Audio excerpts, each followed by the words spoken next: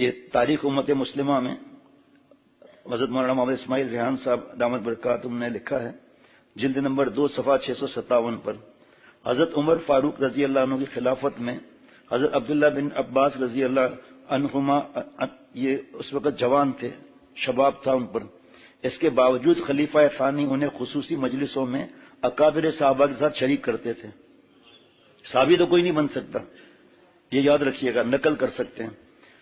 پیچیدہ مسائل میں ان کی رائے اور فیصلوں کو اہمیت دیتے تھے، حالانکہ جوان تھے۔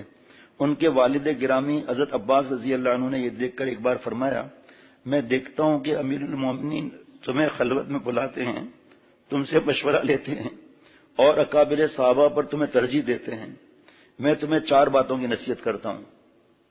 اب قسم بخدا میں یہ سمجھوں یہ میرے لیے ہے، مشورہ ہو نہ ہو اس کی بات نہیں کر رہا، نصیحتیں کیسی ہیں۔ نمبر 1، کبھی امیر المومنین رضی اللہ عنہ کا راز فاش نہ کرنا، کبھی ان کا راز فاش نہ کرنا، کبھی وہ تم سے جھوٹ سننے نہ پائیں، کبھی، کیونکہ ایک دفعہ جب پکڑا گیا نا تو ختم۔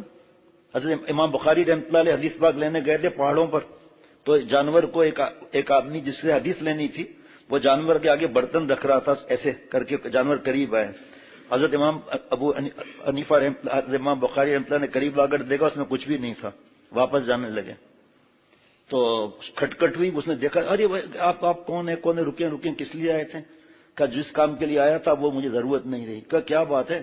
کہ میں نے آپ کے لیے سنا تھا کہ آپ کی حدیث پاک آپ کے پاس ہے، لیکن آپ تو جھوٹے ہو، دھوکہ دے رہے ہو جانور کو، تو انسان کو دھوکہ نہیں دے گا، مجھے آپ سے حدیث پاک نہیں چاہیے۔ جب جھوٹ پکڑا جاتا ہے نا، بیان کرنے والے سب کے لیے جھوٹ حرام ہے اور گناہ کبیرہ ہے، اور بدبو سے حدیث پاک کا مفہوم کہ شیطان دور چلا جاتا ہے، ایک میل دور چلا جاتا ہے۔